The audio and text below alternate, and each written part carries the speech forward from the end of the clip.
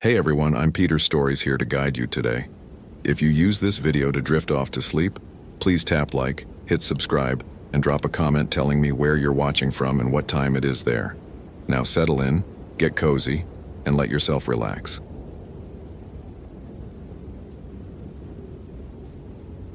My name is Derek Sullivan, and I should have forgotten the case of Jessica Torres, but something brought me back to that cursed forest.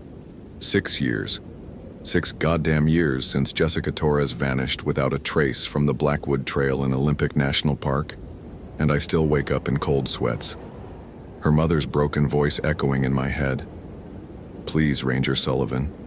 Everyone else has given up, but you understand these woods. If she only knew what I really understood about these woods. It's October 15th, 2018, and the familiar weight of my Motorola XPR 7550 radio clips to my belt. As I check the GPS coordinates one more time, 47 degree V8, 12.3, and 123D 43, 18.2 W. The exact spot where Jessica's backpack was found 6 years ago, torn and bloodless with no other trace of the 23-year-old graduate student who'd been researching local folklore for her thesis on Pacific Northwest supernatural legends.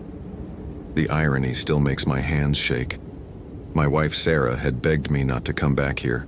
"Derek, you promised," she'd whispered this morning over coffee, her fingers tracing the scar on my left forearm, the one I tell people came from a bear encounter in 2010, the one that actually came from something far worse.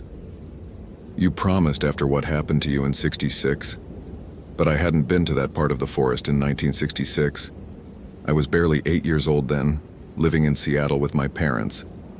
The scar came from 2012, 3 weeks after Jessica disappeared, when I ventured too deep into the territory that locals whispered about, but never named. The place where reality gets thin. The air temperature drops 15 degrees the moment I cross the tree line into the old growth section. My breath fogs in the October morning, but it's not the cold that makes my skin crawl. It's the silence. No bird calls. No insects. Even the wind seems afraid to move through these branches. My iPhone shows 8:47 a.m. full signal, but when I try to check the weather app, the screen flickers with symbols that don't belong to any alphabet I know. I pocket it quickly, muscle memory from 6 years ago screaming warnings. The trees here are older than they should be. Douglas firs that tower 300 feet, their trunks easily 15 feet in diameter, but according to the forestry surveys, this section was logged in the 1960s, yet here they stand, ancient and impossible, their bark scarred with symbols that hurt to look at directly. I follow the GPS coordinates, my Danner boots crushing needles that smell wrong, not the clean pine scent you'd expect, but something metallic and organic like copper pennies left in a mortuary. My heart rate climbs to 98 BPM according to my Garmin watch, but it's not from exertion. At 47 degree 58, 12, 3, and 123D 43, 18, 2 W, I find it. The clearing. The trees form a perfect circle, approximately 50 feet in diameter, with soil so black it seems to absorb light. No grass grows here. No moss. Nothing living except the massive Douglas fir in the center, its trunk split down the middle as if struck by lightning, revealing a hollow interior that descends into darkness. This is where Jessica Torres disappeared, and this is where, in 1966, something was summoned that should never have been called. My radio crackles. "Unit 23, what's your 20? I thumb the transmission button. "Base, this is Sullivan. Grid reference Oscar Lima Yankee, conducting follow-up investigation on Torres case file 2012-447. Static fills the response, but underneath it, I swear I hear something that sounds like breathing. Deep, rhythmic, and definitely not human. I approach the split tree, my Streamlight ProTac flashlight beam revealing carved symbols spiraling down into the hollow. They're not Native American petroglyphs, I know those. These symbols seem to writhe and shift when I'm not looking directly at them, and my peripheral vision catches movement that makes my pupils dilate involuntarily. The smell hits me next. Sulfur, ozone, and underneath it all, the sweet, sick scent of flowers left too long in a funeral home. My gorge rises, and I taste copper in my mouth. From the hollow tree comes a sound that no earthly creature should make. A low harmonic that seems to vibrate through the bone marrow in my legs.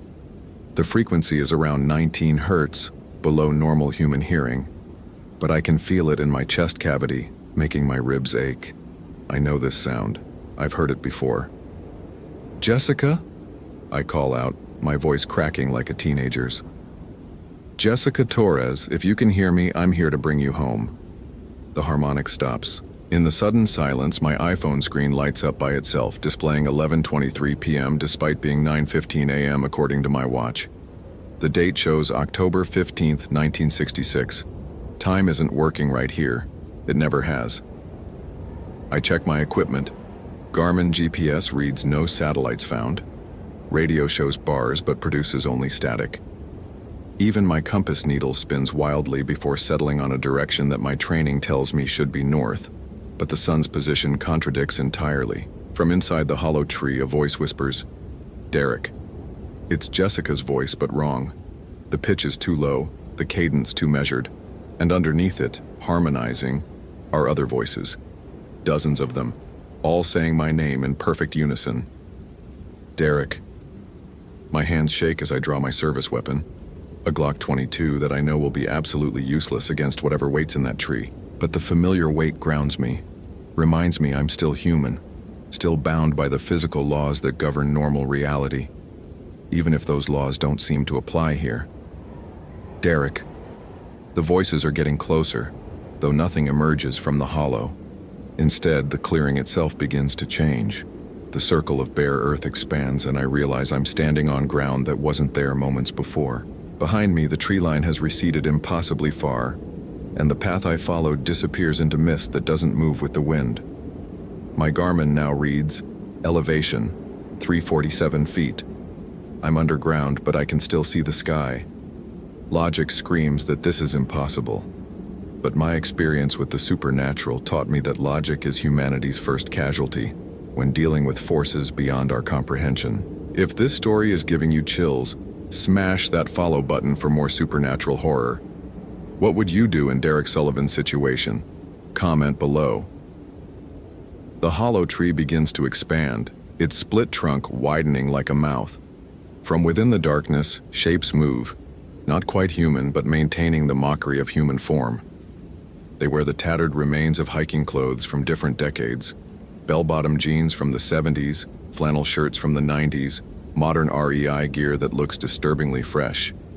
And there, in a purple North Face jacket that I remember from the missing person report, stands Jessica Torres. Except it's not Jessica. Not anymore. Her eyes are pools of absolute black, reflecting not light but the absence of it. Negative space that seems to pull at my vision, threatening to draw my consciousness into whatever void exists behind them. Her skin has the waxy pallor of a 3-week-old corpse, but she moves with fluid grace, her head tilted at an angle that would break a living person's neck. "You came back," she says, and her voice echoes from impossible directions. "Just like the others." "Others?" She gestures to the figures surrounding her. I count at least 30, all wearing clothes from different time periods, all with the same black void eyes, all watching me with expressions of hungry anticipation. "Missing persons cases," I whisper, my throat constricting. "All the cold cases from Olympic National Park." "We've been waiting," Jessica Thing continues, "since 1966 when the gateway opened, when the demonio first touched this place and made it flexible." My scar throbs, remembering.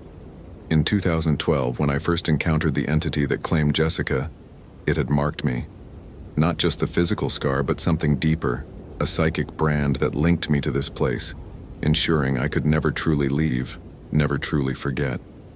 The sky above flickers between day and night, showing constellations that don't match any earthly star patterns.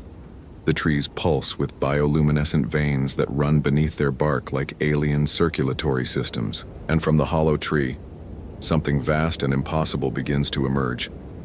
It doesn't have a shape, not in any way my human brain can process. It's a presence, a wrongness that exists in too many dimensions simultaneously. My eyes water from trying to focus on it. blood trickling from my tear ducts as my visual cortex struggles with geometry that shouldn't exist. The Demonio de 1966. I've seen it before, 6 years ago, and the memory nearly drove me to alcoholism. A thing summoned by hippies who thought they were playing with nature spirits, but instead opened a door to something that treats human consciousness like a cosmic joke. The families. I managed to gasp, my lungs feeling compressed by the entity's proximity. They're still waiting, still hoping. Hope is the cruelest human delusion, the Jessica thing replies.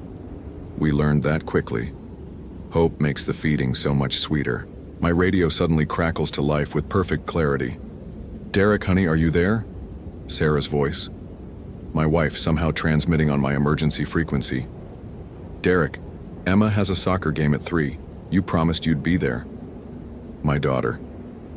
8 years old, gap-toothed smile, believes her daddy is the strongest man in the world who fights bears and saves lost hikers. Don't listen, Jessica thing hisses, her black eyes narrowing.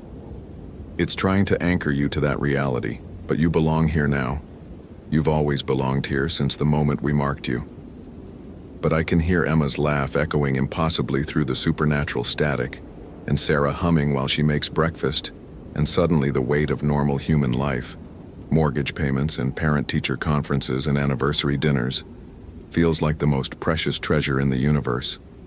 The Demonio pulses, and reality fractures further. I'm simultaneously in the clearing and sitting at Emma's soccer game, cheering as she scores her first goal. I'm kissing Sarah goodnight and watching Jessica Torres research folklore in the university library 6 years ago, completely unaware of what waits for her in these woods. All moments existing at once, all equally real, all equally false. My scar burns white hot and I understand. The mark wasn't just to track me, it was protection. A small piece of human reality anchored to my soul, keeping me tethered when the Demonio tries to unmake everything I am. You can't have them, I snarl at the collective of possessed missing persons. Not Jessica, not the others, and not me. We already have Jessica, the thing wearing her face laughs. Her consciousness dissolved into ours years ago. What you see is just how she's digested. The truth hits like a physical blow. Jessica Torres died in 2012, probably within hours of disappearance. Everything else, the hope, the searching, the family's desperate vigil, was just the Demonio feeding on human grief and desperation. But knowing the truth doesn't mean accepting it. I raise my Glock, not at the creatures, but at the carved symbols spiraling into the hollow tree. My ranger training taught me that forest fires sometimes save ecosystems by burning away diseased growth. Maybe the same principle applies to cosmic wounds in reality. This ends now. I empty the entire magazine into the tree trunk, each bullet striking the carved symbols, shattering wood and whatever else the markings were carved into. The sound echoes wrong, each shot reverberating across impossible distances and returning changed, distorted into notes that sound almost like music. The Demonio's presence recoils, its too-many-dimensional form flickering like a bad TV signal. The possessed figures scream in harmonics that shatter my iPhone screen and make my nose bleed, but they don't disappear. They become more real, more present, as if my attack freed them from whatever force was controlling their remnants. Thank you, whispers a man in 1970s hiking gear. We've been aware this whole time, trapped inside while it wore us like masks. The gateway, gasps a woman in 1980s windbreaker. The tree is the anchor point. It needs to be destroyed completely. Jessica, the real Jessica or whatever core of her personality survived the Demonio's consumption, steps forward, her black eyes flickering to normal human brown for just a moment. Derek, the fire. You have the ranger's authority. Controlled burn protocol. My emergency radio. I grab it with shaking hands, thumb the emergency frequency. Base, this is Sullivan declaring code red emergency, requesting immediate controlled burn authorization for grid Oscar Lima Yankee, supernatural hazard containment. Static answers then, Unit 23, did you say supernatural hazard? Affirmative. Demonic entity anchored to hollow Douglas fir. GPS coordinates 47 degree 58.12.3 and 123 dig 43 18 2W. Requesting napalm drop, danger close immediately. More static, then a different voice, older, gravelly. Sullivan, this is Chief Ranger Martinez. Authorization granted. Burn team en route. ETA 12 minutes. Get clear of the area. The demonio realizes what's happening and surges forward, reality warping around its approach. Trees age decades in seconds, their bark cracking and healing, seasons cycling through hours. The sun strobes between positions, casting shadows that point in all directions simultaneously. But the possessed figures, the digested remnants of missing persons, form a protective circle around me, their forms becoming more solid, more human, as they expend whatever energy keeps them manifested to shield me from the entity's direct assault. "Go!" Jessica shouts, her voice cycling between human and inhuman harmonics. "Tell our families we're finally free." I run, crashing through undergrowth that transforms around me. Ferns becoming tentacles, moss growing into miniature faces that whisper my name, tree roots reaching like grasping fingers. My GPS spins wildly, but my ranger instincts guide me toward what feels like authentic Northwest forest, away from the reality distortions. Behind me, the demonio's roar shakes the ground, a sound like tectonic plates grinding against cosmic laws they were never designed to handle. At 11:47 a.m., I break through the tree line into normal forest where my radio works, my GPS finds satellites, and the October air smells like pine instead of mortuary flowers. 2 minutes later, the Forest Service helicopter thunders overhead, dropping incendiary payloads that light up the sky like premature sunset. The hollow tree burns. The demonio's death scream shatters windows in towns 30 miles away. But as the flames consume its anchor point, reality snaps back into proper alignment with an almost audible pop. The temperature returns to normal October levels. Birds resume singing. My iPhone displays the correct time and date. From my radio, Unit 23, this is Base. Report status. Base, this is Sullivan. Code red resolved. Supernatural hazard eliminated. Requesting grief counselors for 37 families with missing persons cases dating back to 1966. Copy that, Unit 23. And Sullivan? Yes, Base? Good work. I drive home to Sarah and Emma, to normalcy and mortgage payments and soccer games. But I keep Jessica's final words. Tell our families we're finally free. And I do. Every single family. I tell them their loved ones found peace, that their waiting is over, that they can finally mourn and heal. Most don't believe me, but some do. And those families sleep better knowing their missing aren't suffering somewhere beyond human comprehension. They're simply gone, which is the most merciful truth I can offer. The scar on my forearm has faded to a thin white line. The nightmares have stopped. And when I patrol Olympic National Park now, the GPS works perfectly. The radio receives only human voices, and the trees smell like nothing more supernatural than pine and rain. Jessica Torres's case file has been officially closed. The Demonio de 1966 has been contained. And I've learned that sometimes the most important part of a ranger's job isn't rescuing people from supernatural forces. It's helping families understand when rescue is no longer possible. But peace finally is. My name is Derek Sullivan, and I patrol a forest that no longer harbors cosmic horrors. Most days, that's enough. Holy hell, that was intense. Did that ending blow your mind? Like, if you want more terrifying ranger stories, follow for daily supernatural horror, and comment your theory about what really happened to Jessica Torres. I read every single one.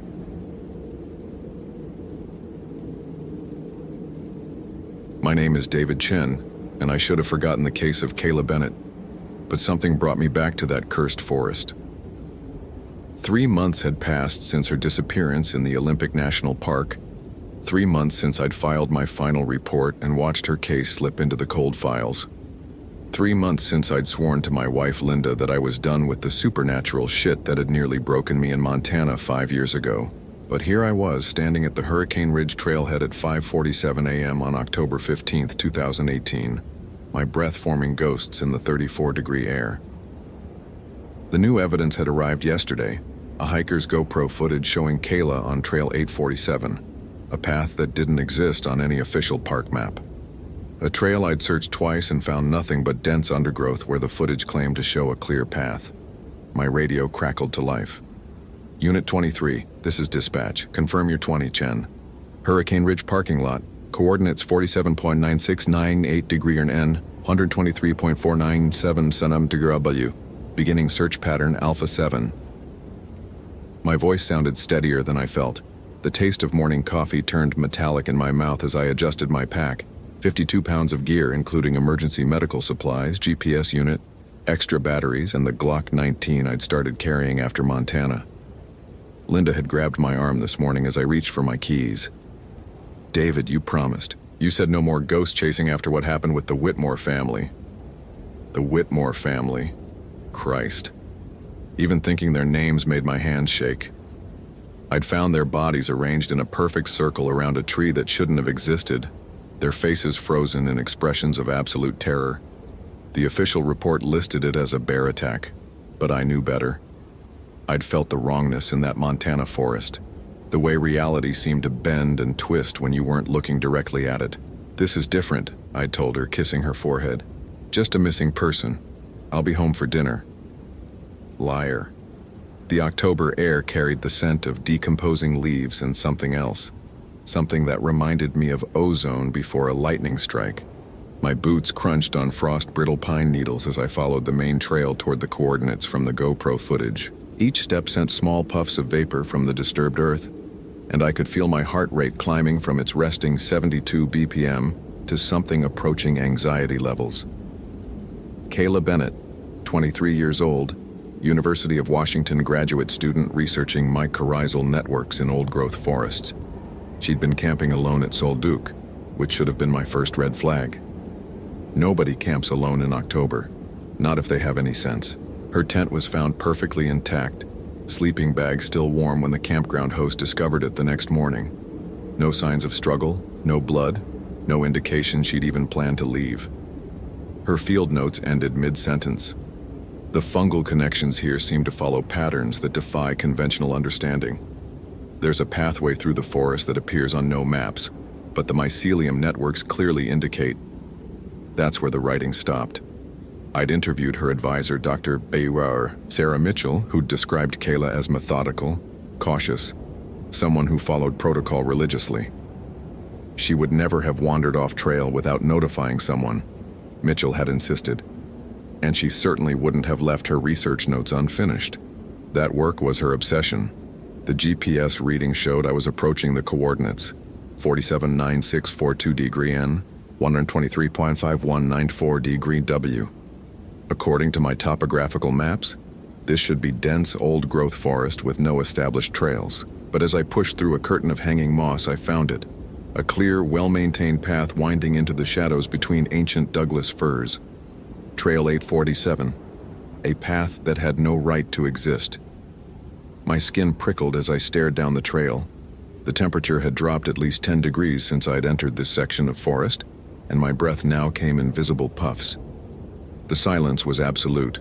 No bird calls, no rustling of small animals, not even the whisper of wind through the canopy. It was the kind of silence that pressed against your eardrums like deep water.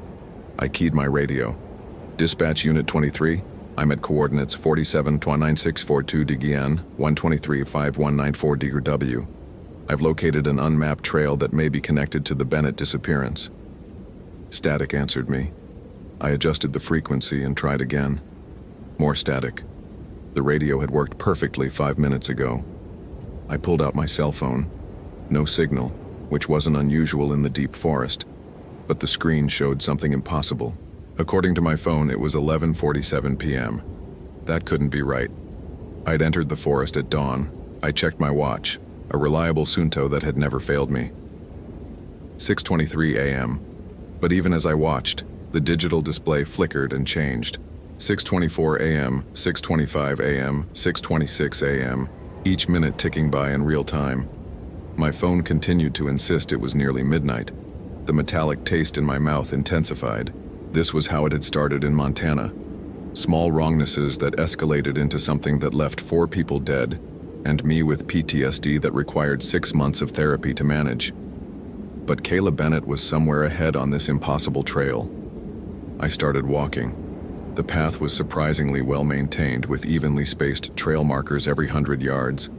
Markers that bore no Park Service insignia, just simple wooden posts with carved arrows pointing deeper into the forest. The trail surface itself was strange, too perfect, as if someone had spent years clearing every root, every stone, creating a pathway that was almost supernaturally smooth. After what felt like an hour of walking, I checked my GPS. According to the device, I'd traveled 2.3 miles, but the coordinates showed I was somehow back at my starting point. I looked over my shoulder. The trail behind me stretched into shadows that seemed deeper than they should be, considering it was still morning. When I looked forward again, the trail ahead appeared exactly the same. The same arrangement of moss-covered trees, the same fallen log across a small creek, the same distinctive cluster of sword ferns. My heart rate spiked to what felt like 120 BPM. I knew this feeling, the creeping certainty that the rules of reality were being rewritten around me. In Montana, I'd ignored the early warning signs until it was almost too late. If this story is giving you chills, smash that follow button for more supernatural horror. What would you do in David Chen's situation? Comment below. I forced myself to stop, pulling out my field notebook to document what I was experiencing. The Park Service had drummed proper procedure into every ranger. When facing the unusual, record everything. My handwriting looked shaky as I wrote, October 15th, 2018. Time anomaly on trail 847. GPS shows circular movement despite linear travel. Radio dead. Proceeding to locate Bennett. As I wrote, I noticed something that made my blood run cold. The ink from my pen was flowing upward, defying gravity, forming letters that hung in the air for a split second before settling onto the paper. When I blinked hard and looked again, the writing appeared normal, but I could swear I'd seen it happen. I was losing my mind. Again. "Get your shit together, Chen," I muttered, my voice unnaturally loud in the oppressive silence. "Kayla Bennett is counting on you." But even as I said her name, I wondered if she was still alive to count on anything. The trail continued to wind through forest that grew increasingly wrong with each step. The trees were too uniform in spacing, too perfect in their arrangement. Every 100 yards, I passed the same distinctive landmark, a Douglas fir with a lightning scar that spiraled around its trunk exactly 3.5 times. The first time, I noted it in my field book. The second time, I felt a chill of recognition. The third time, I understood what was happening. I was walking in a loop that existed outside normal space. This was the supernatural trap that had claimed Kayla Bennett. My radio suddenly crackled to life, making me jump. But instead of dispatch, I heard something that made my knees weak. A man's voice speaking in the measured tones of a professional ranger. "Unit 15, this is Ranger Thomas Kellerman. I have a missing hiker on trail 847. Young woman, early 20s, carrying research equipment, requesting immediate backup." The transmission cut to static. I grabbed my radio with trembling hands. "Ranger Kellerman, this is Unit 23. What's your location?" Silence. I'd never heard of a Ranger Thomas Kellerman in Olympic National Park. I'd worked here for 3 years and knew every ranger in the district. More disturbing was the reference to Trail 847, a trail that officially didn't exist, on a radio frequency that should have been used exclusively for current Park Service communications. But the voice had sounded recent, immediate, like someone calling for backup right now. I keyed the radio again. "Any unit, this is David Chen, Unit 23. Can anyone confirm the status of Ranger Thomas Kellerman?" This time, a different voice answered, "Dispatch," but not the dispatcher I'd spoken to that morning. "Unit 23, we show no Ranger Kellerman on current roster. Please clarify your transmission." "Negative dispatch. I received a radio call from Ranger Kellerman requesting backup for a missing hiker on trail 847. Long pause.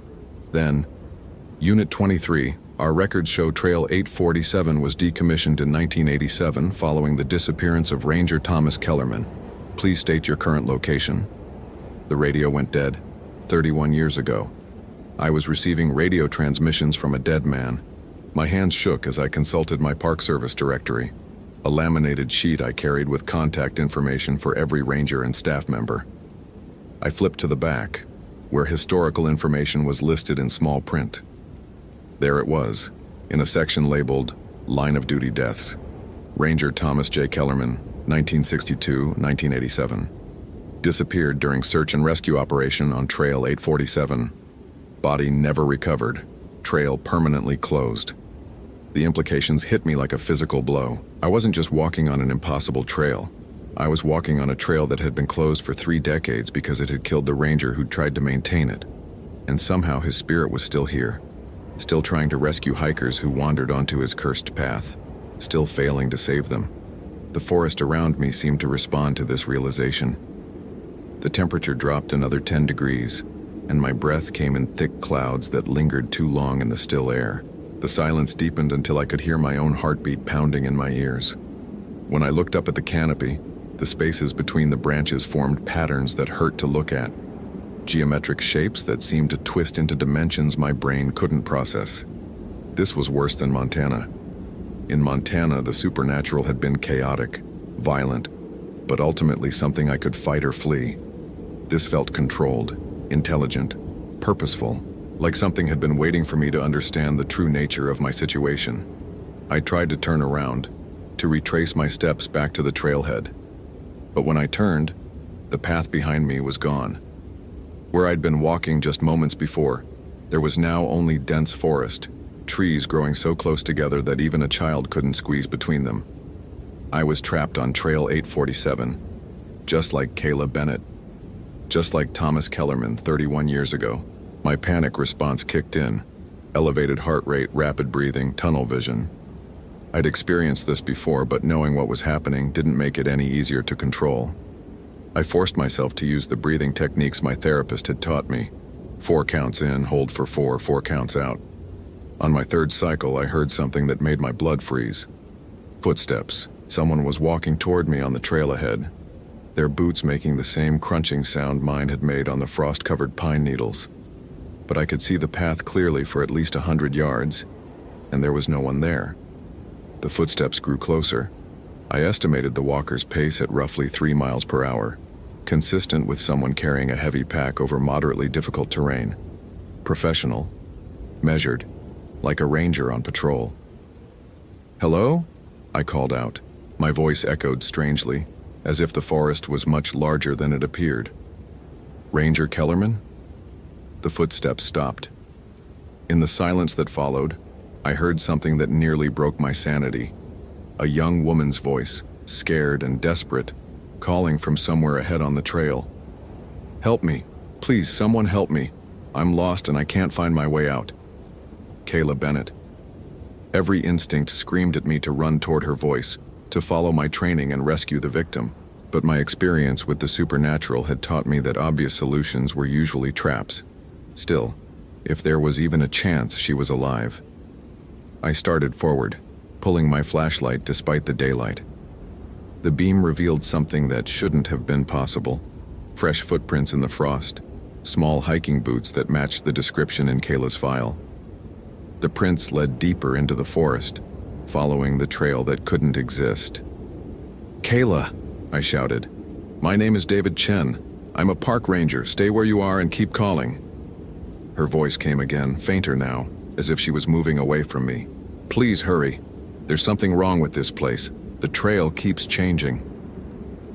I began to jog, following her footprints and her increasingly distant voice. But with each step, a terrible certainty grew in my mind.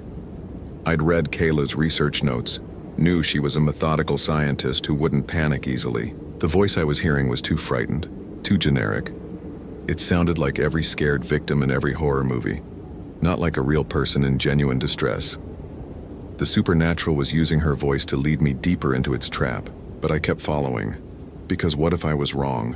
What if she really was alive, really needed rescue? How could I live with myself if I abandoned her based on paranoid suspicions? The trail began to slope downward, leading into a section of forest I'd never seen before. The trees here were ancient beyond measure, their trunks so massive that my flashlight beam couldn't reach their far sides.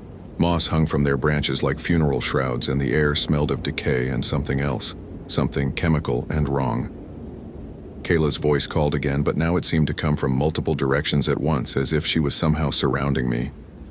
David! David Chen! I found something! You need to see this! She knew my name. Somehow this thing wearing Kayla's voice knew who I was. I stopped walking. Every muscle in my body tensed for fight or flight. My hand instinctively went to my sidearm, though I doubted bullets would be much use against whatever I was facing. How do you know my name? I called out. Silence. Then, from directly behind me, close enough that I should have felt her breath on my neck. Because I've been waiting for you, David. Just like Thomas has been waiting. Just like all the lost ones have been waiting. I spun around, drawing my flashlight and weapon simultaneously. Nothing.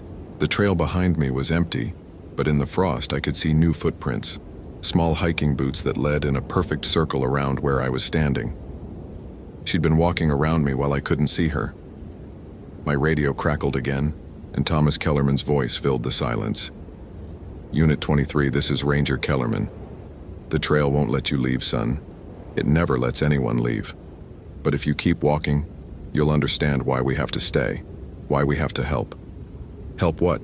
I transmitted back, surprising myself by how steady my voice sounded. Help it grow. Help it reach beyond these woods. The trail needs to expand, David, and it needs rangers to maintain it. Rangers who understand the forest, who know how to bring people safely into the woods. The truth hit me like ice water in my veins. This wasn't a rescue mission. It was a recruitment operation. The supernatural entity that controlled Trail 847 was collecting people, starting with those who knew the forest well enough to lead others to it. It had taken Thomas Kellerman in 1987, turning him into a supernatural ranger who could never leave his post. It had taken Kayla Bennett, whose research into fungal networks had led her to discover pathways through the forest that existed beyond normal reality. And now, it wanted me. Where is Kayla Bennett? I demanded, keying my radio. The real Kayla Bennett? Thomas Kellerman's voice came back, and for the first time it carried emotion. Deep, endless sadness. She's here, David. They're all here. Everyone who's ever been lost on Trail 847. They become part of it, part of the forest's memory, part of the trail that never ends. I felt the familiar weight of supernatural dread settling over me, the same feeling I'd experienced in Montana when I'd realized the Whitmore family was beyond saving. But this time was different. This time, I understood what I was facing before it was too late. The entity controlling Trail 847 fed on the lost. Hikers, campers, researchers who wandered too far from the mapped paths. But it needed guides, people who could lead the lost to it. Rangers were perfect for this purpose because people trusted rangers, followed rangers, believed rangers when they said everything would be okay. Thomas Kellerman had been trapped here for 31 years, forced to guide lost souls deeper into the supernatural maze. Now the entity wanted to add me to its collection, wanted to use my knowledge of Olympic National Park to expand its hunting ground. But I had something Thomas Kellerman hadn't had in 1987. Experience with the supernatural, and the hard-won knowledge that these entities could be fought. I holstered my weapon and pulled out my compass, checking my bearing. The needle spun wildly, unable to find magnetic north in this place where normal physical laws didn't apply. But embedded in the compass face was a small photograph. Linda and our daughter Emma at last year's Ranger barbecue, both smiling at something I'd said just before snapping the picture. Looking at their faces, I felt something shift inside me. In Montana, I'd been fighting for strangers, trying to save people I'd never met. Here I was fighting to get home to people who loved me, people who would be devastated if I joined the ranks of missing rangers. That made all the difference. I keyed my radio one last time, broadcasting on the emergency frequency. Any unit, this is Ranger David Chen, Unit 23. I am trapped on a supernatural anomaly known as Trail 847. The trail is controlled by a hostile entity that has been capturing hikers since at least 1987. Kayla Bennett is confirmed KIA. I am attempting to break free from the entity's influence. If I do not return, do not send search teams. Repeat, do not send search teams. The trail itself is the threat. Thomas Kellerman's voice came back immediately. David, don't fight it. You can't win. I tried for 31 years and I'm still here. Just accept it. Help us help the lost ones find their way home. Home to what? I asked. To become part of your collection? To feed your trail monster? Home to understanding, a new voice said. Female, young, academically precise.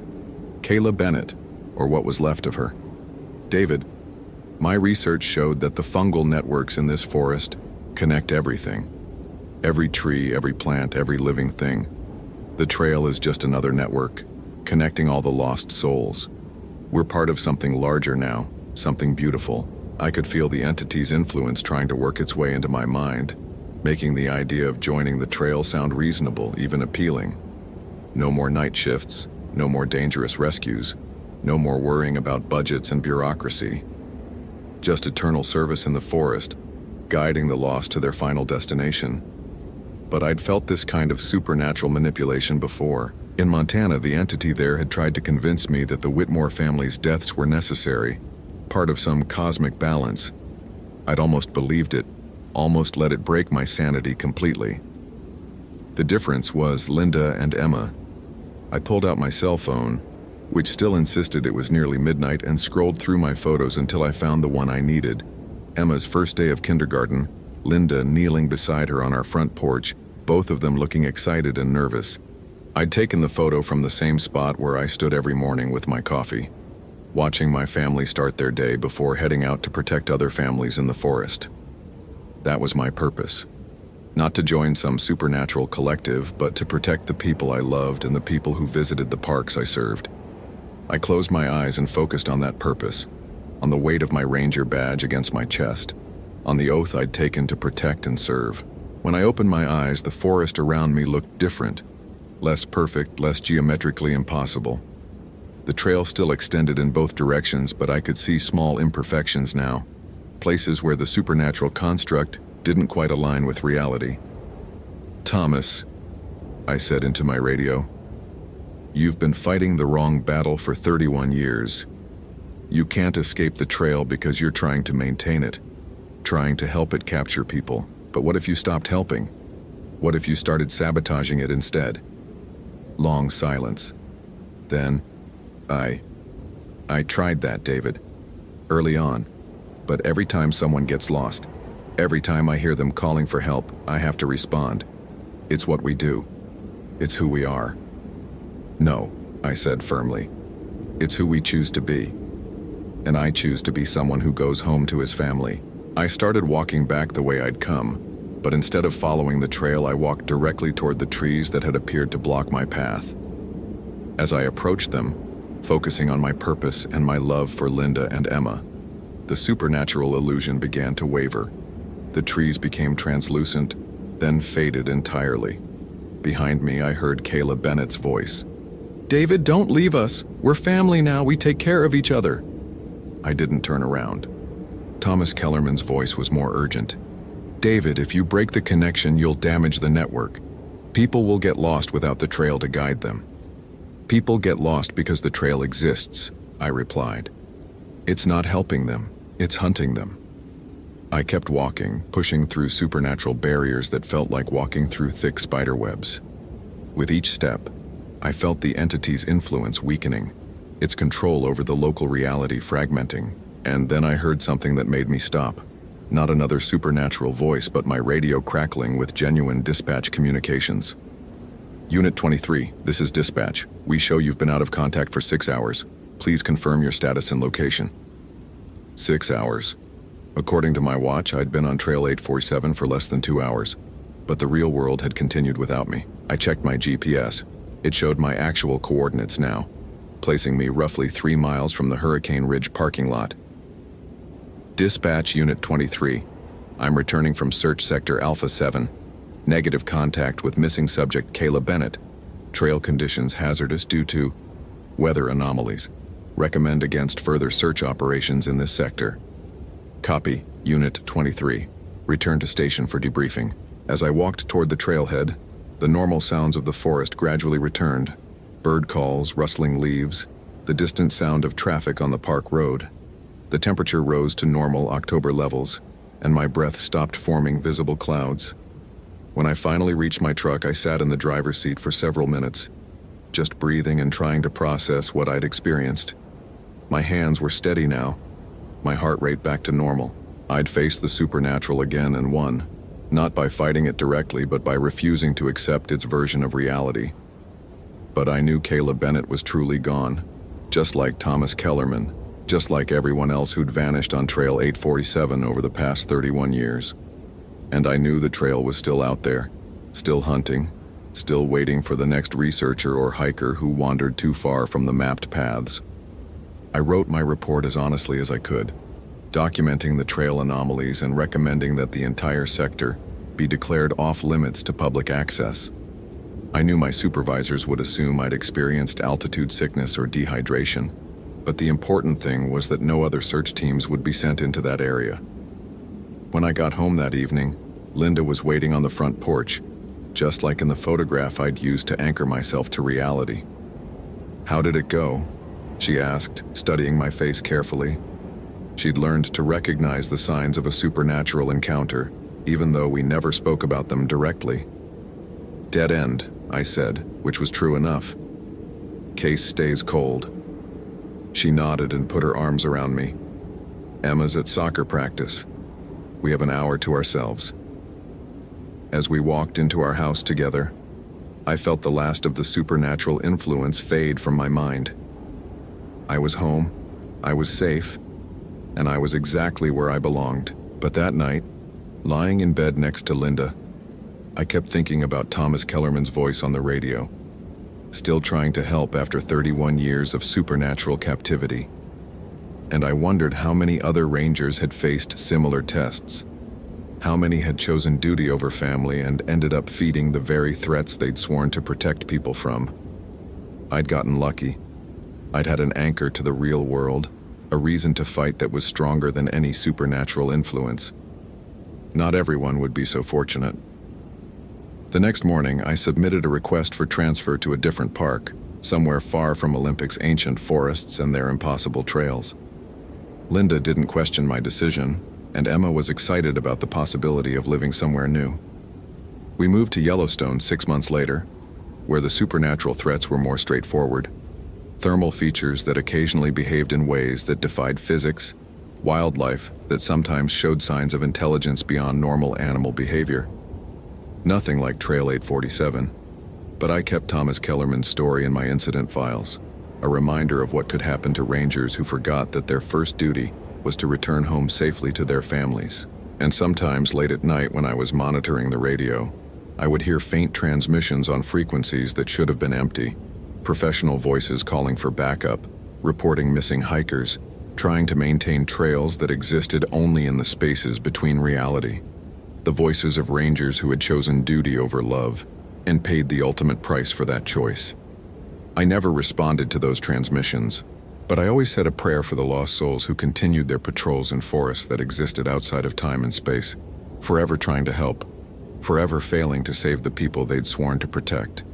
Because I understood now that the greatest service a ranger can provide is not to die heroically in the line of duty, but to live wisely, to recognize when the forest itself has become the enemy, and to choose love over obligation when the two come into conflict. The supernatural wants us to be heroes.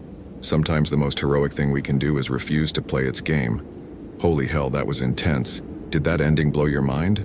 Like, if you want more terrifying ranger stories, follow for daily supernatural horror, and comment your theory about what really happened to Kayla Bennett. I read every single one.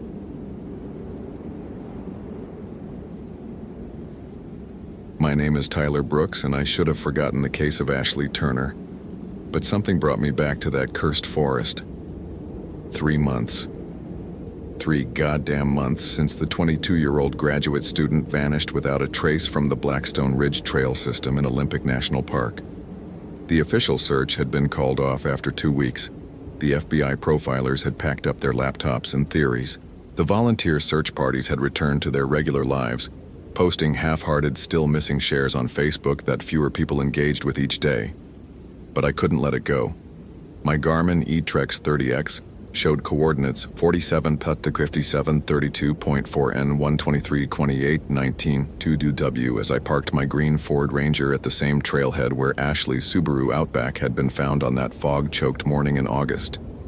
The metallic taste of fear already coated my tongue, though I'd never admit that to anyone. 23 years as a park ranger, and I'd seen everything the wilderness could throw at humans. Bears, cougars, hypothermia, falls, drownings. Nature was brutal but predictable. This was different. This was wrong. The forest felt different now, in late October 2018. The Douglas firs and western hemlock stood like ancient sentinels, their shadows somehow deeper and more angular than they should be at 2:47 p.m. The October air carried the scent of decaying leaves and something else, something that made my nose wrinkle with an instinctive revulsion I couldn't name. My radio crackled to life. Unit 7, this is base. You copy? Unit 7, copy. Beginning sweep of Grid 23 Alpha, I responded, adjusting the volume on my Motorola APX 4000. The static seemed thicker today, more reluctant to clear. Roger that, Tyler. Weather Service is calling for early fog rolling in around 1800 hours. Don't get caught out there in the soup. Copy, base. I know these trails better than my own backyard. That was true. Or it used to be. I shouldered my 72-hour pack, checking my gear one final time. Headlamp with extra batteries, emergency bivvy, first aid kit, water purification tablets, GPS beacon, and my .40 caliber Glock 22, standard issue, though I'd never drawn it on anything more threatening than a rabid raccoon. The weight felt reassuring against my hip. The Turner family had called me directly last week. Ashley's mother, voice cracked from months of crying, begging me to take another look. She wouldn't just disappear, Ranger Brooks. Ashley was responsible. She was writing her thesis on old-growth forest ecosystems. She had everything to live for. New evidence, they said. Ashley's iPhone had pinged a cell tower 12 hours after she'd supposedly vanished. Impossible if she'd simply fallen into a ravine or gotten lost. The phone company had finally released the data, and it placed her somewhere deep in the restricted backcountry, in an area marked on old USGS maps as Settler's Grief. I'd laughed at the name when I first saw those maps as a rookie. Now, feeling the shadows shift wrong around me, it didn't seem so funny. The Blackstone Ridge Trail climbed steadily through second-growth forest, passing the remnants of logging operations from the 1940s. Massive stumps dotted the understory like decaying teeth, their surfaces black with decades of moss and rot. But Ashley had gone off trail here, following what looked like game paths deeper into the untouched wilderness beyond. My boots, Danner Fort Lewis, 10-inch, broken in over 5 years, found purchase on the steep terrain as I followed her documented route. The official search had mapped her movements using GPS data from her phone and fitness tracker. Last reliable ping, 47 degree 5618, N123 to 29 44 1W, approximately 2.3 miles northeast of the main trail. The temperature dropped as I climbed. October in the Olympics could be unpredictable, but this felt like more than weather. My breath started fogging at 3:15 p.m., and I was still below 2,000 feet elevation. The GPS showed 67 degrees, but my body was telling me something different. That's when I found the first sign. Carved into the bark of a massive western red cedar, about 7 feet off the ground, was a symbol I'd never seen before. It looked almost like a tree, but wrong. Branches that bent at impossible angles, roots that seemed to writhe even in the static carving. The edges were black as if burned rather than cut. I keyed my radio. Base, Unit 7. I've got some kind of vandalism out here, tree carving at coordinates. I rattled off the numbers, photographing the symbol with my iPhone 8. The image looked distorted on the screen, shadows where there should be light. Copy, Tyler, probably just some weekend warrior trying to be artistic. You know how they get. But I didn't think so. The carving looked old, weathered, and there was something about those twisted branches that made my vision blur if I stared too long. I kept climbing. The forest grew quieter with each step. No bird calls, no rustling of small mammals in the undergrowth. Even the ever-present hum of insects had faded to nothing. Just my breathing, my heartbeat, and the crunch of my boots on the duff of fallen needles. At 4:23 p.m., I found Ashley's campsite. It was exactly where the GPS data had indicated, a small clearing beside a seasonal creek that was barely a trickle in the late-season drought. Her north face tent was still there, bright orange against the darkening forest. But it had been there for 3 months, and it looked untouched. No weather damage, no animal interference, no signs of decomposition on the food scattered around the camp. Impossible. I approached carefully, every instinct screaming that this was wrong. The tent flaps were tied shut, neat and precise. Inside, Ashley's sleeping bag was laid out normally, her clothes folded, her research journal open to the last entry. October 15th, day 3. The shadow patterns here don't follow normal light physics. I've been documenting the phenomenon for 48 hours and the data is unsettling. The trees cast shadows that move independently of the sun's position. Sometimes I see shapes in the darkness that aren't there when I look directly at them. Local indigenous legends speak of a presence in these woods, something the Kino called "she who walks in shadows." Early settlers reported disappearances, always in this specific area, always during the transition between seasons. I think I understand now why they named it Settler's Grief. The shadows are getting longer, even at midday, and I swear they're reaching for me. The entry ended mid-sentence. The pen was still in her hand. Ashley Turner was sitting in her sleeping bag, exactly as she'd been 3 months ago, writing in her journal. Her blonde hair was still clean, her clothes unwrinkled. She looked up at me with eyes that held the depths of centuries. "Hello, Tyler," she said in a voice that sounded like wind through dead leaves. "She's been waiting for you. If this story is giving you chills, smash that follow button for more supernatural horror. What would you do in Tyler Brooks's situation? Comment below." I stumbled backward, my hand instinctively moving to my sidearm. But Ashley, or the thing wearing Ashley's face, just smiled with lips that were too pale, too perfect. "You can't leave, Tyler. None of us can leave. She collects the fearless ones first, you see. The ones who think they understand the natural world." Ashley's head tilted at an angle that was just slightly wrong. "But this isn't natural, is it?" The shadows around the campsite began to move, flowing like liquid darkness across the forest floor. They reached toward me with finger-like tendrils, and where they touched, reality seemed to bend. The trees aged decades in seconds, then reverted to saplings, then became twisted mockeries of themselves with branches that reached in directions that didn't exist. "What the fuck are you?" I managed, drawing my Glock. The weight felt useless in my hands. "I am what remains of Ashley Turner, and you are about to understand why they really named this place Settler's Grief." The thing wearing Ashley's face stood up, and I saw that her shadow didn't match her movements. It was larger, more angular, with appendages that belonged to no human form. The temperature plummeted. My breath came in sharp puffs as frost began forming on the tent fabric, on the trees, on my equipment. But this wasn't normal cold. This was the absence of warmth, the negation of life itself. "The witch has been here since before your species learned to fear the dark," Ashley continued, her voice multiplying, becoming a chorus. "She is older than the forest, older than the mountains. She exists in the spaces between light and shadow, in the moments between thought and understanding. The shadows were everywhere now, flowing up my legs like ice water. Where they touched, my skin went numb, then hypersensitive, then simply absent. I looked down and could see through my own hand to the forest floor beneath.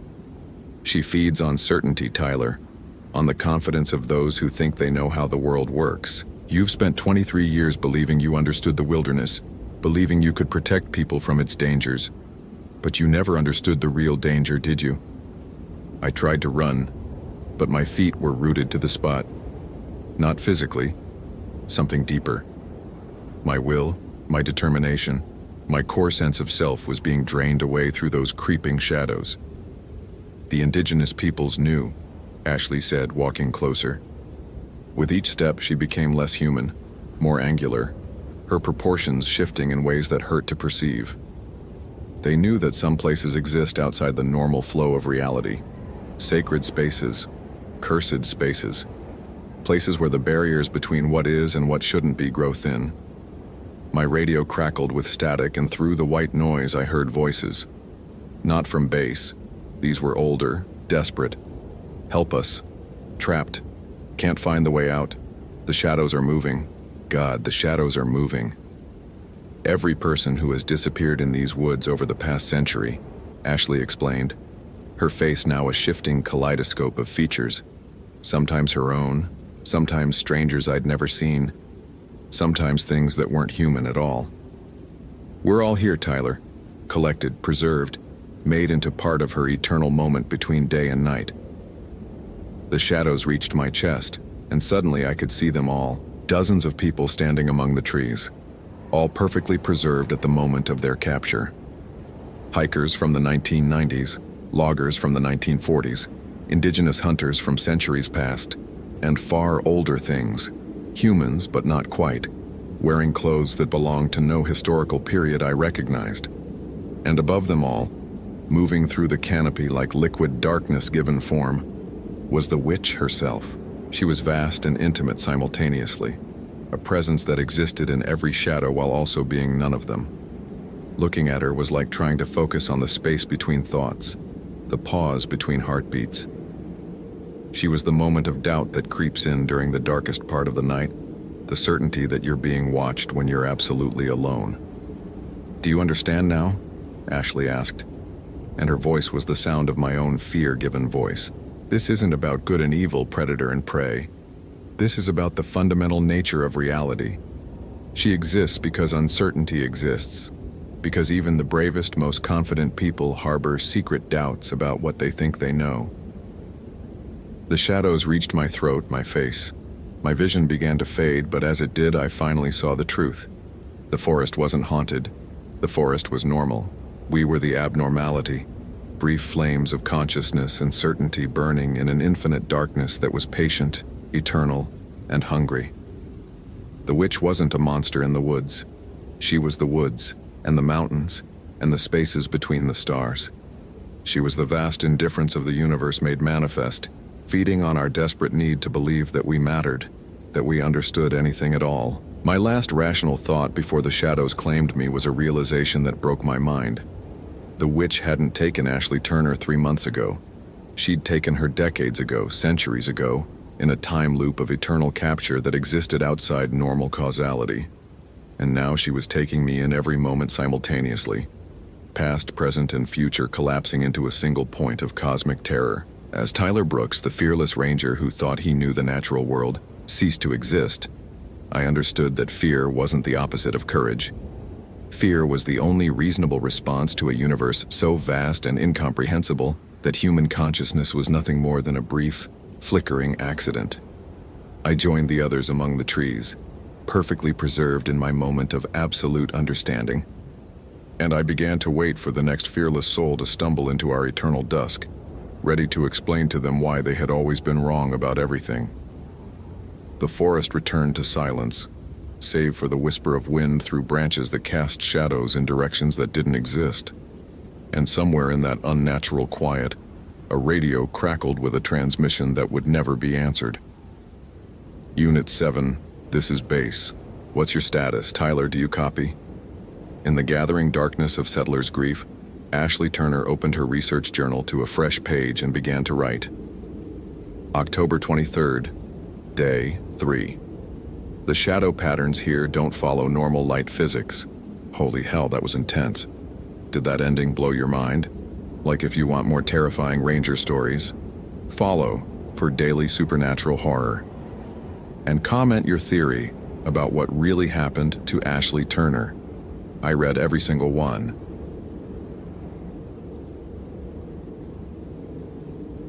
My name is Austin Crawford, and I should have forgotten the case of Madison Brooks, but something brought me back to that cursed forest. 3 months. 3 goddamn months since we called off the search. 3 months since I filed that final report, stamped it with my badge number, and locked it in the cold case drawer where it belonged. 3 months since I told Madison's mother, Carol, that her 22-year-old daughter was probably dead, taken by the wilderness I've conquered for 15 years. But here I am. GPS coordinates 44.2619 degree N, 110.5447 degree W, standing at the exact spot where Madison Brooks's trail went cold in Yellowstone's backcountry. The morning mist clings to the lodgepole pines like cigarette smoke, and my breath fogs in the October air that carries the smell of wet pine needles and something else. Something wrong that I can't quite name. My Motorola APX radio crackles with morning chatter from headquarters. "Unit 23, what's your 20? Comes Thompson's voice through the static. I thumb the transmit button. Grid reference 548321, east of Shoshone Lake, conducting follow-up investigation. Copy that, Crawford. Thought that case was closed. So did I. I release the button before he can ask more questions I can't answer. The truth is, I don't know why I'm here. Last night I was at home in Cody, watching Monday Night Football with a beer, and trying to forget the way Carol Brooks collapsed in my arms when I told her we were suspending the search. Then I woke up at 3 a.m. with Madison's file spread across my kitchen table, and no memory of taking it from the station. Her photograph stared up at me. Auburn hair, green eyes, that confident smile she wore in her University of Montana graduation photo. I'd driven here on autopilot, my Ford F-150 eating up the miles while some part of my brain I don't control guided me back to this place. Now standing in the pre-dawn darkness with my headlamp cutting through the gloom, I can feel why. The forest is wrong here. In 15 years of ranging, I've developed a sixth sense for the wilderness. Wind patterns, animal behavior, the subtle signs that separate safe from dangerous. This place screams danger in a frequency only experienced rangers can hear. The silence is the first clue. No bird songs, no squirrel chatter, no insects. Even the wind has died, leaving the forest wrapped in a suffocating quiet that makes my ears ring. I've seen this before in grizzly territory, when a big boar has claimed an area and everything else flees. But there are no bear signs here. No scat, no claw marks, no musky scent of predator. I check my gear with practiced efficiency. Glock 22 on my hip, bear spray clipped to my vest, emergency beacon, first aid kit, water purification tablets, 550 cord, and enough trail mix to last 2 days. My smartphone shows 3 bars, decent coverage for backcountry. The screen displays 6:23 a.m., October 14th, 2019. The same date Madison disappeared 3 months ago. I realize with a chill that has nothing to do with the morning cold. Following the faded orange markers we'd left during the original search, I begin retracing Madison's last known route. She'd been documenting wildlife behavior for her master's thesis in environmental science, photographing elk migration patterns along the ancient game trails that crisscross this wilderness. Her professor at UM had described her as meticulous, careful, not the type to take unnecessary risks. Her Honda Civic was found at the Shoshone Lake trailhead, locked and undisturbed. Her tent, sleeping bag, and most of her gear were still inside, which meant she'd planned a day hike. Security footage from the visitor center showed her checking in at 7:15 a.m., buying a trail map, and asking about recent bear activity. The ranger on duty remembered her because she'd been so prepared. Proper boots, layered clothing, GPS device, enough water for a week. The trail here is well maintained, popular with day hikers and backpackers heading to the lake. In summer, you might see dozens of people. But October is different. The tourists are gone, the weather is unpredictable, and the forest belongs to the animals preparing for winter. I follow the main trail for half a mile before branching onto the narrower path Madison had taken, marked by her GPS waypoints we'd recovered from her cloud backup. Each step takes me deeper into the maze of game trails and unofficial paths that spider through this section of the park. At waypoint 7, the last one uploaded before her GPS went dark, I find something that stops me cold. It's small, almost hidden in a cluster of fallen leaves. A child's shoe. Pink and white, size maybe 10 or 11, designed for a girl around 8 years old. The sneaker is clean, almost new, with cartoon unicorns printed on the sides. It shouldn't exist here, 40 miles from the nearest road, in wilderness that sees maybe a dozen visitors per year. I photograph it from multiple angles, then bag it as evidence. My hands are shaking as I seal the plastic, and not from cold. No family hikes this deep with small children. The terrain is too rough, the distances too great. And if someone had, where's the rest of the family? Where's the other shoe? I key my radio. Base, this is Crawford. Need you to run a check on missing persons. Juvenile female, age approximately 8, reported missing in Yellowstone area, past 6 months. Copy, Crawford, stand by. While I wait, I examine the area around the shoe. The ground is soft from recent rain, holding tracks well. I find Madison's boot prints easily. Size 8 Merrell hiking boots with a distinctive tread pattern we'd memorized during the search. But there are other prints too. Small bare feet, child-sized, pressed into the mud with perfect clarity. The radio crackles. Crawford, negative on juvenile missing persons. No reports matching your parameters. What about historical missing children? Say, past 20 years? Crawford, that's outside my scope. You'd need to contact. Never mind. I release the transmit button and stare at the tiny footprints leading off into the trees. Following the prints, I push through a stand of young aspens into a small clearing I don't remember from the original search. In the center stands an old fire ring made of creek stones, filled with cold ash that looks months old. Around it, arranged in a perfect circle, are small items that make my blood run cold. A coloring book with half the pages torn out, a dirty stuffed rabbit missing one ear, a child's hairbrush with blonde strands still tangled in the bristles, and photographs, dozens of them scattered around the fire ring like offerings. I pick one up with trembling fingers. It shows Madison Brooks, photographed through telephoto lens while she collected water samples at a creek. The timestamp reads 3 months ago, the day she disappeared. Another photo shows her setting up a spotting scope. Another captures her eating lunch on a fallen log. Someone had been watching her, documenting her movements, for hours before she vanished. But it's the final photograph that nearly drops me to my knees. It shows Madison from behind, walking down a narrow trail. But she's not alone. Holding her hand, barely visible in the shadows, is a small figure.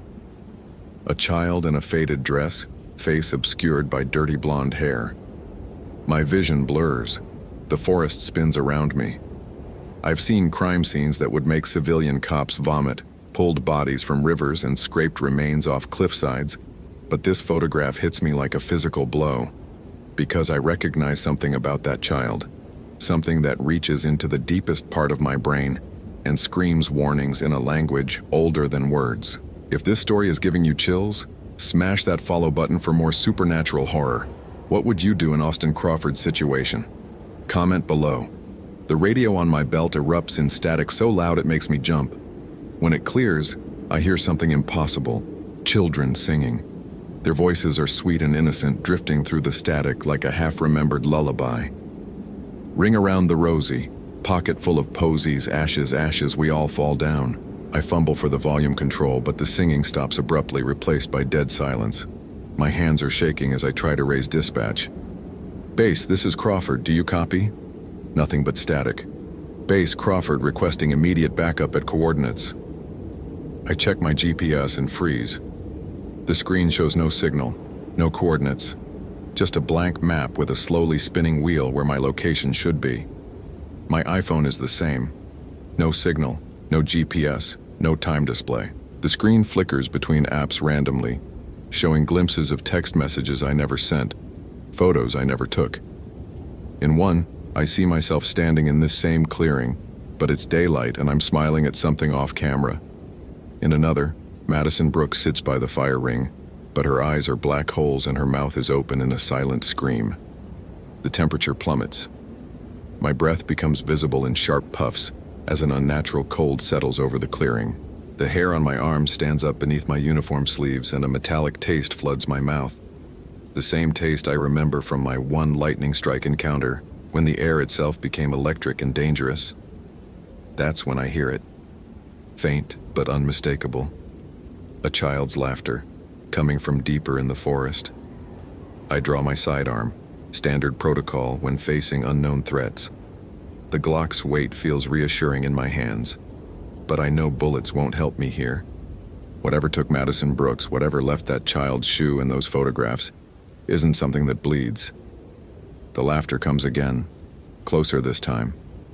Multiple voices now, a chorus of children giggling and whispering just beyond the tree line. I can almost make out words, but they're in a language I don't recognize. Syllables that hurt to hear, that make my teeth ache and my vision blur.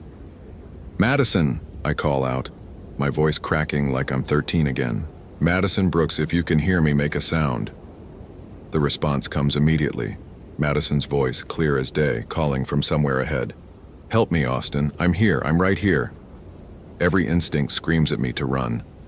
In 15 years of ranging, I've faced down charging grizzlies, weathered whiteout blizzards, and rappelled into ravines to rescue injured climbers. I've never run from anything in my life. But this is different. This is wrong in ways that bypass rational thought and trigger something primitive in my brainstem. But it's Madison's voice, and that's all that matters. I holster my weapon and follow the sound deeper into the trees. The forest changes as I walk. The lodgepole pines give way to older growth, massive Douglas firs and Engelmann spruces that predate the park system. Trees that were already centuries old when Lewis and Clark mapped this territory. Their canopy blocks most of the morning light, creating a perpetual twilight that plays tricks with depth perception. Madison's voice continues to call, always just ahead, always just out of sight. "Austin, over here, hurry."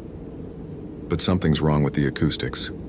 Her voice seems to come from multiple directions at once, as if the sound is being reflected off invisible surfaces. And underneath it I hear other voices, children's voices, whispering words that might be encouragement or might be threats. My boot falls sound wrong too, echoing in ways that suggest the ground beneath me is hollow. With each step, I feel like I'm walking over a vast underground cavern, one that could collapse at any moment and drop me into darkness. The GPS on my belt remains dead, but I estimate I've traveled maybe half a mile when I stumble into another clearing. This one is larger, ringed by standing stones that definitely aren't natural. Each stone is roughly 8 feet tall and carved with symbols that hurt to look at directly. Spirals and angles that seem to shift when I'm not focusing on them. In the center of the stone circle is a depression in the earth, perfectly round and maybe 10 feet across. The grass around its edges is dead, forming a ring of brown vegetation that looks like it's been burned from underneath. And sitting on the edge of the depression, swinging her legs like she's on a playground swing, is a little girl. She looks maybe 8 years old, wearing a faded blue dress that might have been pretty once. Her blonde hair hangs in dirty tangles around a face that seems familiar, though I can't place where I might have seen her before. She's humming tunelessly, a sound that makes my molars throb. "Hello, Mr. Austin," she says without looking up. Her voice is sweet and innocent with just a trace of accent I can't identify. "We've been waiting for you." "Where's Madison?" I ask, though my voice comes out as barely a whisper. "She's playing with us," the girl says, finally looking up. Her eyes are the pale blue of winter ice, and they're completely empty of anything I recognize as human. "We like to play games. Do you want to play?" Before I can answer, I hear movement in the tree line. More children emerge from between the trunks. Maybe a dozen of them, ranging in age from what looks like 6 to 12. They're all dressed in clothing from different eras. A boy in knickers and suspenders that could be from the 1920s. A girl in a prairie dress that looks even older. Another boy wearing bell-bottom jeans and a tie-dye shirt from the 70s. But they all share those same empty eyes, and they all have the same unsettling quality. They look real from a distance, but up close, there's something slightly off about their proportions, like photographs that have been subtly manipulated. "We've been playing hide and seek," says the girl in the blue dress. "Madison was very good at hiding. Would you like to find her? Yes, I manage. Where is she? The girl points down into the depression.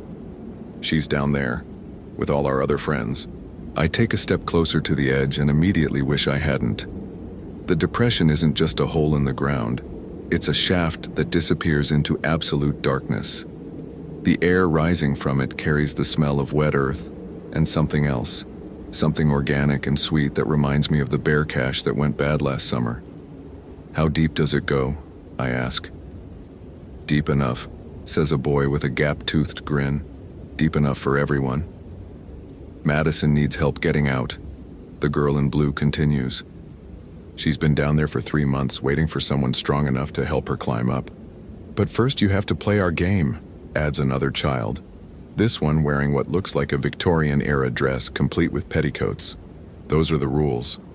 What game? I ask, though I already know I don't want to hear the answer.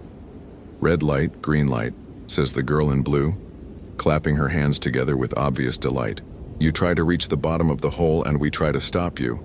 If you make it to Madison, you both win. If you don't... She doesn't finish the sentence, but her smile grows wider, revealing teeth that are too sharp and too numerous. The other children begin to giggle, a sound like breaking glass that makes me want to clamp my hands over my ears. They spread out around the depression, forming a loose circle that blocks any easy retreat. I don't want to play, I say, backing away from the edge. But you have to, says the boy in knickers. Those are the rules. You came here looking for Madison, didn't you? You can't leave without her. She's waiting, adds the Victorian girl. She's been waiting so long, she's getting lonely down there, she's getting hungry. As if summoned by her words, Madison's voice drifts up from the depths. Austin? Is that you? Please help me, I'm hurt. I can't climb out. The voice is definitely Madison's. I'd recognize it from the interviews with her family, the recordings we'd made during the search. But there's something wrong with the timbre, something that suggests the source might not have working lungs anymore. She needs you, the girl in blue says, her voice taking on a hypnotic quality that makes my eyelids feel heavy. You're a ranger. You save people. That's what you do. And she's right. It is what I do. It's who I am. I've pulled drowning kayakers from Class 5 rapids, carried injured hikers 20 miles through snow, talked suicidal teenagers off cliff edges. I don't abandon people. I never abandon people. I take another step toward the edge. That's right, coos the girl. Just a little closer. Madison is right down there waiting for you. But something makes me stop. Maybe it's 15 years of experience reading dangerous terrain, or maybe it's some survival instinct buried so deep I'm not even conscious of it. The children are too eager, too encouraging, and their eyes never blink. If Madison's down there, I say slowly, why hasn't anyone else found her? We had search teams, helicopter overflights, ground-penetrating radar. Because she wasn't down there then, says the boy in the tie-dye shirt. She only goes down there when someone comes looking for her. That's how the game works. What game? I ask again. The girl in blue's smile falters. The same game we've always played. The game we played with the logger in 1952, and the hitchhiker in 1967, and the photographer in 1983, and the birdwatcher in 1995, and... She rattles off a list of dates and occupations that stretches back decades. Each one represents someone who came into these woods looking for a missing person and never came back out. Each one represents another player in their sick game. You're not children, I whisper. Of course we are, says the Victorian girl. But her voice has changed, becoming deeper and more guttural. We're all the children who got lost in the woods. We're all the ones who fell down the hole and couldn't climb back out. We've been waiting so long for new friends, adds the boy in knickers. And now I can see his teeth are definitely not human. Too many, too sharp, arranged in rows like a shark's. Madison is down there because you put her there, I say, and it's not a question. Madison came looking for the missing hiker from last year, the girl in blue confirms. And he came looking for the missing camper from 2 years before that.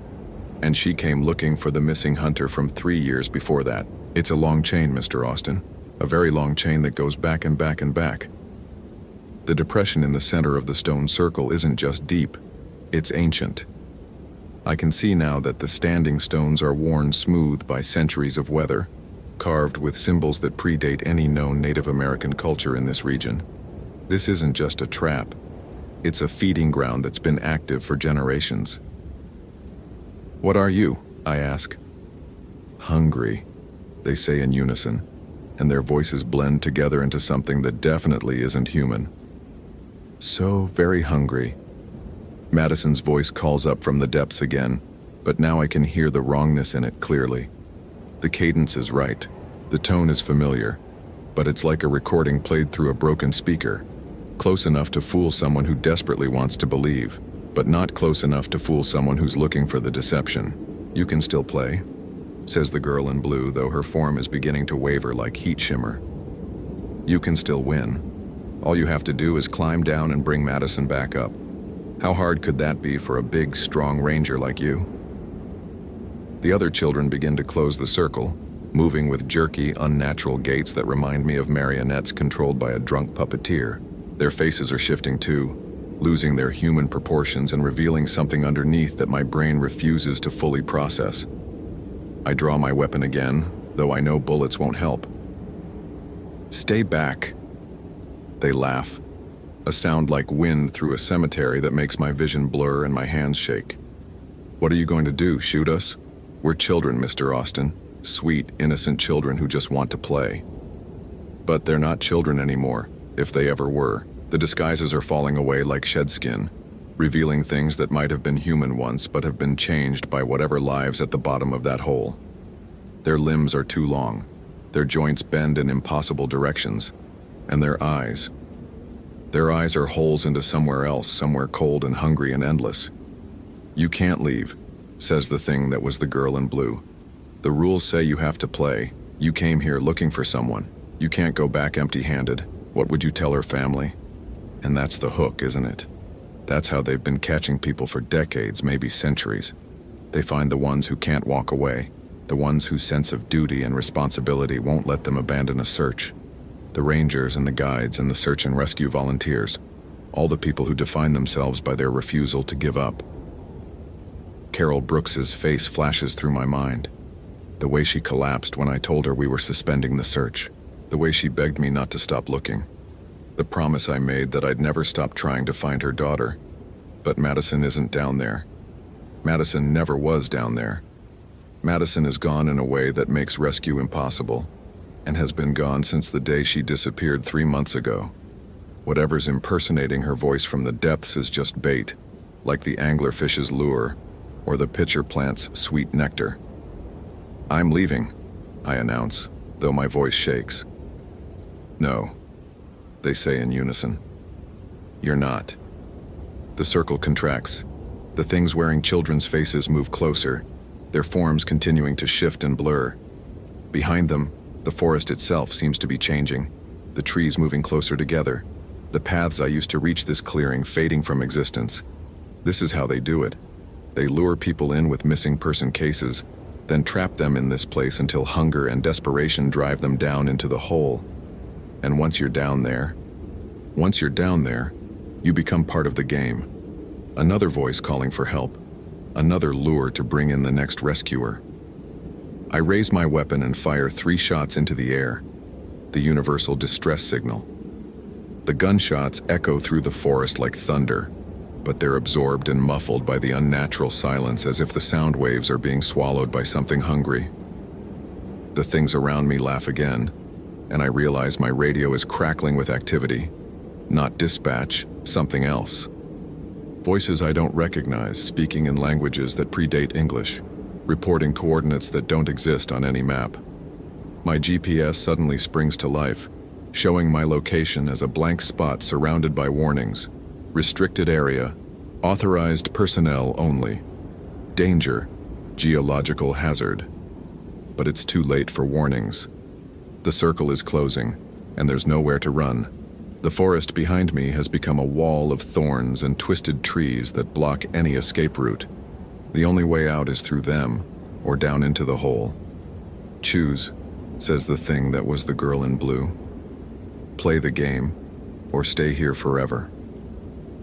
I look down into the depression one more time. In the absolute darkness, I see movement. Pale shapes writhing in the depths like worms in rich soil. And I hear voices, dozens of voices, all calling for help in languages from different eras. The missing logger from 1952, the missing hitchhiker from 1967, the missing photographer from 1983, and Madison Brooks adding her voice to the chorus of the lost. But I also hear something else, something that makes my heart race with sudden hope. Helicopter rotors, distant but getting closer. Real ones, not the phantom sounds these things might use to manipulate me. Someone received my distress signal. Someone is coming. The things around me hear it too. Their forms begin to waver more frantically, and their chorus of sweet children's voices turns to something like hissing. You have to choose now, the blue dress thing insists. Before they get here. Before it's too late. But I've already chosen. I've been choosing wrong for 3 months, letting guilt and duty and promises to grieving mothers drag me back to this place. Choosing to believe that if I just looked hard enough, was strong enough, was brave enough, I could fix what can't be fixed. Madison Brooks is gone. She's been gone since the day she disappeared, taken by things that wear the faces of lost children to lure in heroes and rescuers and people who can't walk away from someone calling for help. But I can walk away. Right now, while I still can, I can make the choice that saves me instead of the choice that feeds them. I'm sorry, Madison. I whisper into the darkness of the hole. I'm sorry I couldn't save you. The helicopter sound grows louder. Real rotors, real engines, real people coming to find a ranger who fired distress shots and then went silent. The things around me begin to scream. Not in children's voices anymore, but in sounds that hurt to hear, frequencies that make my bones ache and my vision blur. The stone circle begins to crack, the ancient symbols flaring with light that burns my retinas, and the hole begins to collapse, the edges crumbling inward as if something massive underneath has suddenly withdrawn its support. I run. Behind me, the clearing dissolves into chaos. The screaming reaches a crescendo that ruptures my eardrums, and the forest tears itself apart as reality reasserts itself over whatever these things had been imposing on this space. When I finally burst through the tree line back onto the main trail, I'm bleeding from my ears and my vision is spotted with after-images of geometries that shouldn't exist. The helicopter is circling overhead, a real Park Service bird with real people inside, and when they spot me, the relief in the pilot's voice comes through my radio clear as day. Unit 23, we have visual on Crawford. He's mobile and appears uninjured. I key my mic with shaking hands. Request immediate evacuation. Medical emergency. Copy that. Setting down at the nearest clearing. ETA 3 minutes. As the helicopter sound fades into the distance, the real helicopter coming to take me home, I look back toward the section of forest where the clearing should be. But there's nothing there now except dense woodland that looks like it hasn't been disturbed in decades. The Madison Brooks case remains unsolved.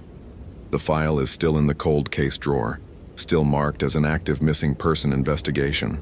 Carol Brooks still calls me every few weeks asking if there have been any developments, any new leads, any reason to hope.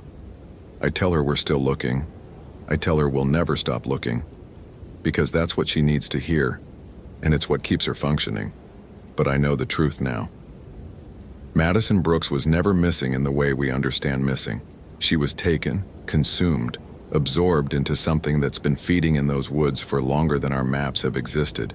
The children she follows now aren't lost kids looking for help. They're the digestive system of something ancient and hungry that's learned to hunt using our own compassion against us. And sometimes, late at night when the guilt gets too heavy, I hear them calling to me.